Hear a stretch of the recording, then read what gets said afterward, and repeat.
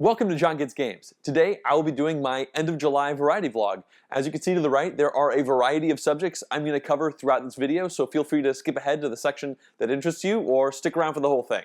By far and away, the most important life-altering thing that's happened to me in the last month is that I proposed to my then-girlfriend, now fiancée, Jessica, and yeah, I'm getting married. I am really excited about it. It's been the #1 thing that I have talked about over the last 3 weeks, but anyway, I'm going to shift into board gaming things now, but I just had to mention that. I'm getting married! Alright, so now a couple channel update type things. The first thing is that I'm pretty excited that I just finished recording my first question and answer vlog. It's an exclusive for most of the levels on my Patreon page. I talked about, well, what it's like to play board games as a board game reviewer, like what really is going on in your brain that's a little bit different than when you're just playing a game. Also, I talked about the games that I like and the games that I dislike, so if that's something that you'd be interested in, feel free to check out my Patreon at patreon.com/JonGetsGames and support the page. I really appreciate it. Alright, so let's move on to the next thing, which is the new rules style that I've been taking up in videos that I'm recording. The last one was in Alien Frontiers, and a viewer sent me a message and they said, hey, I really like it when people teach a game by playing it, but not necessarily doing a full playthrough, just actually giving examples to show what a flow of a game is versus just kind of like tersely reading out the rule book, which is kind of what I sort of do. You know, over 7 or 8 to 12 minutes, I tell you all the rules in a very structured, methodical order. And so I decided to give it a shot in my Alien Frontiers video. If you haven't seen it, I'd love for you to give me feedback on how that went. I've already got a little bit, and I'm going to tweak it a bit for the next videos. But it's something I'm pretty excited about, changing things up a little bit, actually just playing a few turns in such a way to show you all of the, 80% of the mechanics of the game to show you what it's like, and then jump into the review, and honestly it might make the review better. You might have a better idea for how the game plays by seeing that, so I would love your feedback on that. The last thing is that I'm still working on the official new logo for John Gets Games. It is amazing how angst-inducing this process is because I love this channel and oh my gosh, it's tough. Lots of revisions working with a graphic designer. It will come out eventually. I want it to come out at least a month or two before Board Game Geek Con so that I can get new shirts with the logo. Anyway, so that's pretty much where the channel is now. So let's jump into the first main segment, which is a game that I'm really excited about. And that would be Discoveries, which is essentially the dice game version of Lewis and Clark. I never played Lewis and Clark. I've heard mixed things about it online. Some people really love it. Some people did not like it so much. Nobody in my gaming group owns it, and it was never compelling enough for me to buy. But here comes Discoveries, and well, if you've been watching my stuff for any length of time, you'll know that I have a weakness for mid-weight dice game versions of Euro games. I've got Nations the Dice Game, I have Roll for the Galaxy, I've got Pandemic the Cure. I just love this kind of stuff. And so there are also some mechanical reasons why Discoveries has me very excited. Well, first of all, it's releasing in like 3 days at Gen Con, and I think it's a worldwide release. Like, it's at stores, they just aren't allowed to sell it until this weekend, so I might be able to buy it next weekend. So anyway, let's talk about the mechanics of it. The basic idea of the game is that you roll your dice, and your dice are kind of affiliated with you.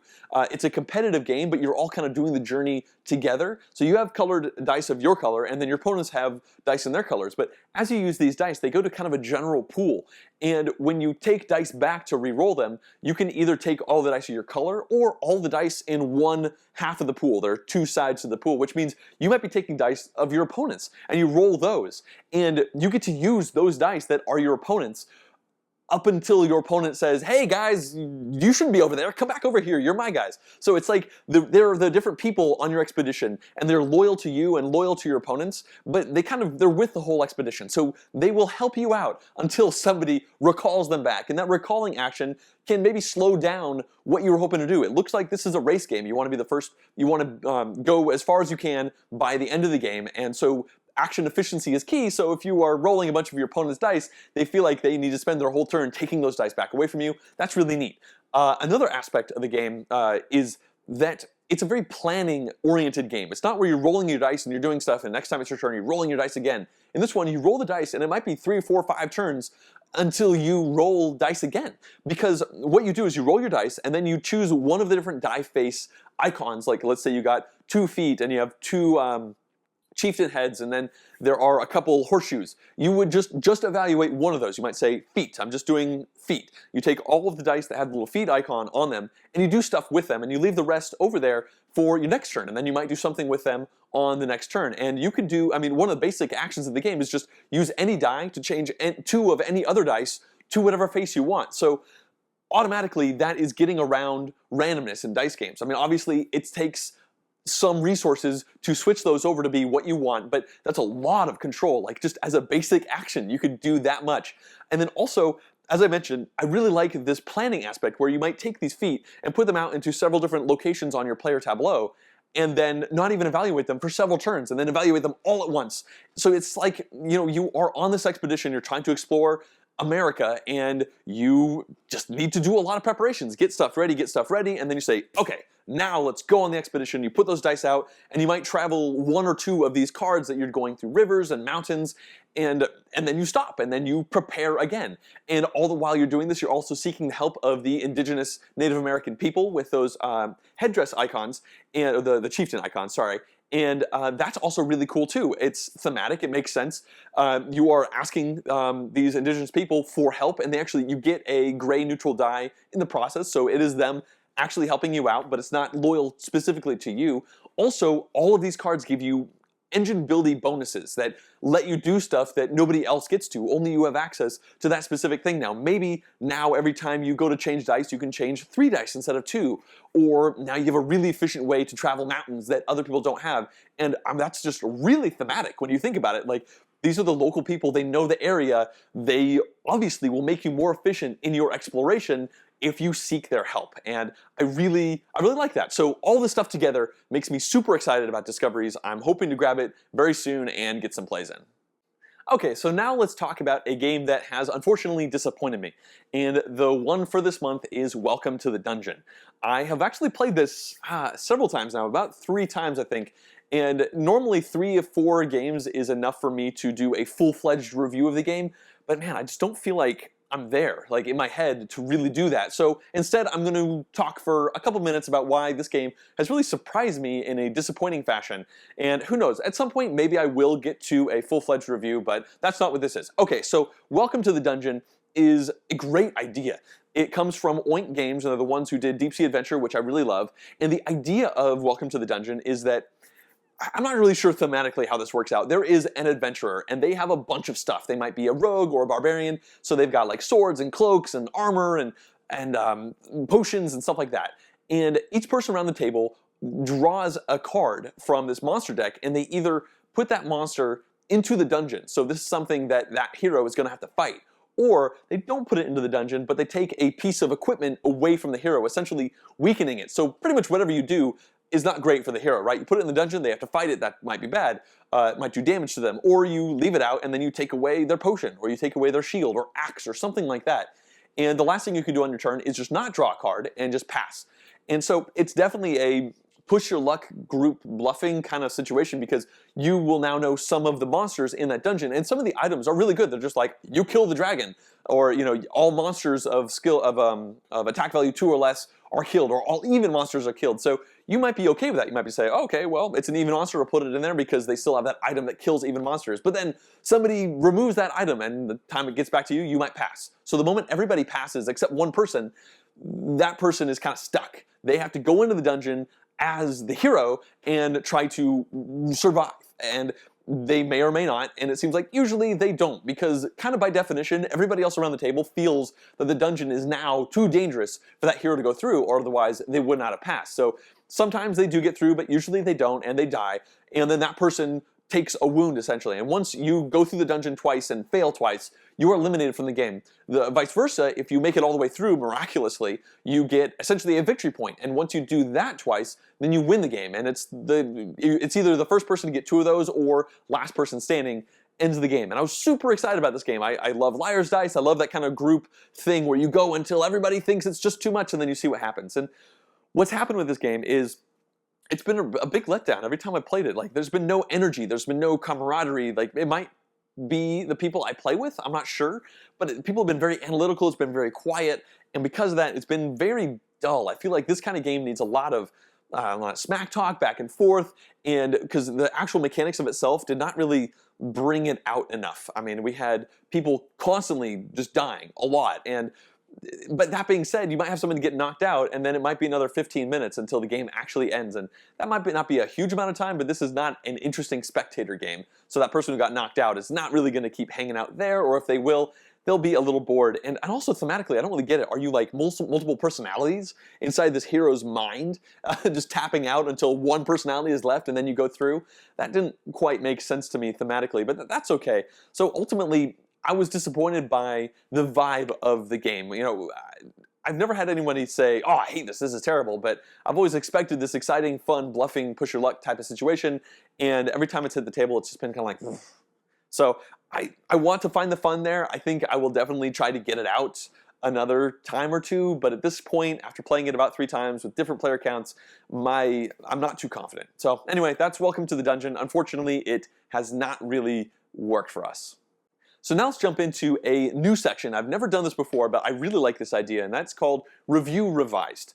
I've been doing board game reviews for a whole bunch of months now. I don't know, like almost a year and a half. And I have quite a few under my belt. And what happens with the nature of this business is that I make a review, I render it, I put it out online, and then that is my opinion. John thinks this about a game.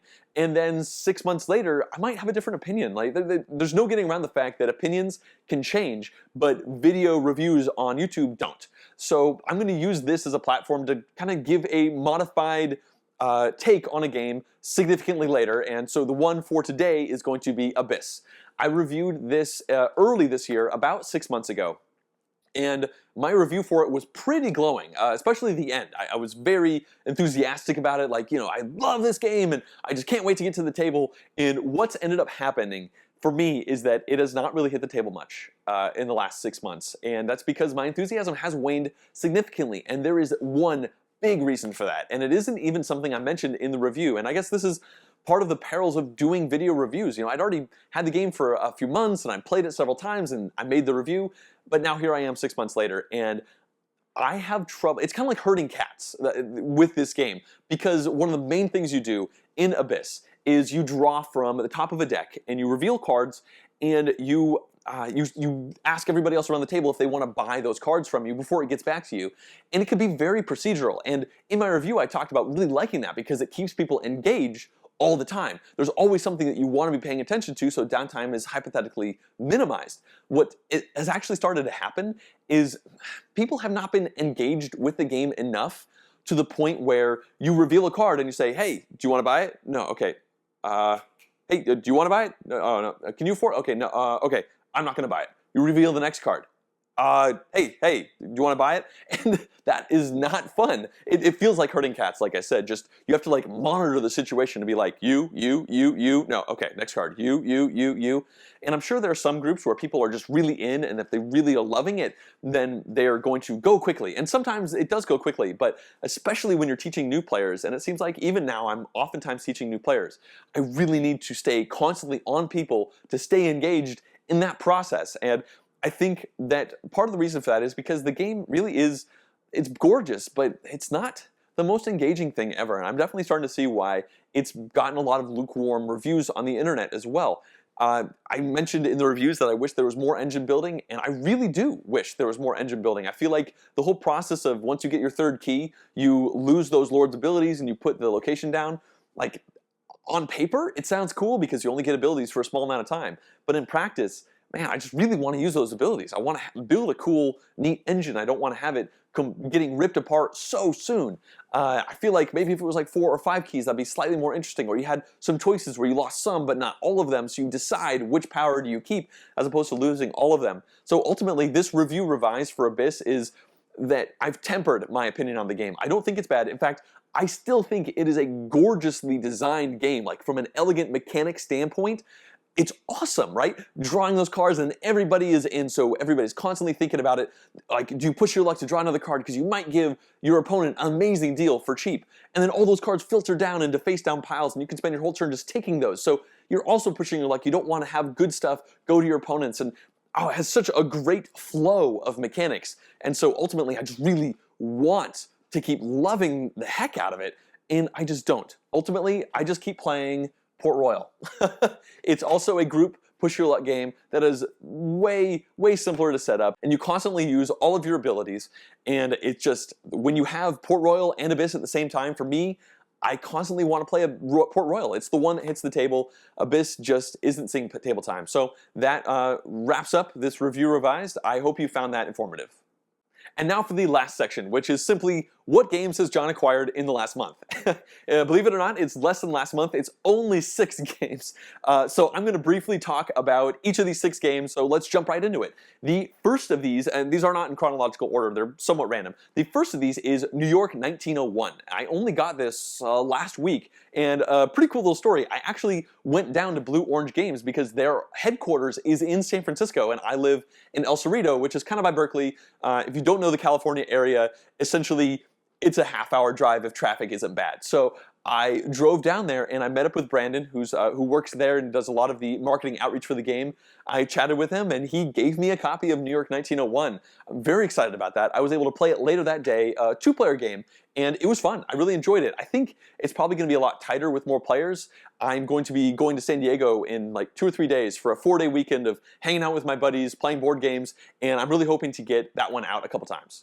Next up is Roll for the Galaxy, and I've actually had this one for pretty much a month. I got it right after recording the last vlog, and so I played this one last November at Board Game Geek Con, and it was not a very fun experience because everybody at the table besides me had played Race a million times, and they really liked Race for the Galaxy more, and they spent the whole game telling me about how Race for the Galaxy is better, and that just brings down the temperature of a game. And I was like, well, but I kind of like rolling these dice, but okay. And so I was deflated by it. And then recently, I played it again at somebody's game day and loved it. I was like, yeah, you know what? I don't care what those guys say. This is cool. I really prefer this over Race for the Galaxy, and I bought it that day. I said, you know, this is a game that I want. And I got it in, and I played it a bunch so far. In fact, I'm really hoping that this becomes one of the next games that I review. The next game I'm reviewing is Nations the Dice game, but hopefully in a couple weeks, in August, I can get around to Roll for the Galaxy because I have a lot to say about it. Crap, I'm saying too much already. Way over 30 seconds. Okay, it's a really cool game. Let's move on. I'll talk about it more later. So next is Traders of Osaka. I have not gotten this one to the table yet. It is a very simple, elegant looking card game where you are making lots of decisions about when do you buy cards to get commodities, to sell them, and it seems like it has a lot of intense indirect player interaction, and it has a really kooky scoring mechanism where you multiply all the cards by the highest value and then you divide by 5 and then you round up to the nearest, oh my gosh, but I've heard really good things about it, so I got it. And I'm really hoping to get that one played, hopefully next weekend, but definitely at some point in the next month. And next we have Elysium. I did a John Gets Excited about it a while ago. I was very excited about this game, and my pre-order finally came in at my friendly local game store, and I got it, and I haven't played it. I punched it all out. It looks great. I was a little worried because there's been a lot of lukewarm reception to it online, but I said, you know what, this game looks cool enough, I think I'm gonna like it, so I got it, hoping to get a play of that soon, and I'm really hoping that my experience with it is one of loving it like some people have and not necessarily being kind of to it like other people have seen. And now we have Viceroy. This was a Kickstarter game that was shipped to me just a week or 2 ago. Really fast turnaround of getting that Kickstarter out, I think. Only just like 6 or 8 months. Anyway, I've played one game of this, 2-player. It was interesting. I have some positive and negative opinions about it already after one play. I'm hoping to get a 3 to 4-player game of that in because I think it might play better with that aspect. But it's a cool pyramid building, engine building out the wazoo game with an auction mechanic that seems a bit thrown on. I'm looking forward to giving that one a couple more chances. And finally, we have Pocket Imperium, which is also a Kickstarter game that also came relatively quickly. I think I backed that at some point in like January or February. I've only played this game once, and it was actually online with a bunch of game designers and the guy who runs Ludi Creations, and I liked it enough to back it on Kickstarter. I have not gotten it out yet. I actually backed the Prosperity Kickstarter as well, and it came at the same time, so it's kind of cool that the game just came already with an expansion that looks like it will add a lot to it. This is a bit of an area control game, and I'm not usually crazy about area control, but I'm definitely interested in getting this one out to the table and seeing how it goes. Alright, so that wraps up this variety vlog for July. If you'd like to see more vlogs like this that I do once a month, as well as in-depth board game reviews, full game playthroughs, please subscribe to my channel. Also, if you'd like to get more involved with the channel, you can directly support it at patreon.com/JonGetsGames, and you'll be able to do things like help vote on one of the games I review each month, as well as see these question and answer vlogs that I just recorded a little bit ago. So feel free to check that out if that looks interesting to you, and thanks for watching.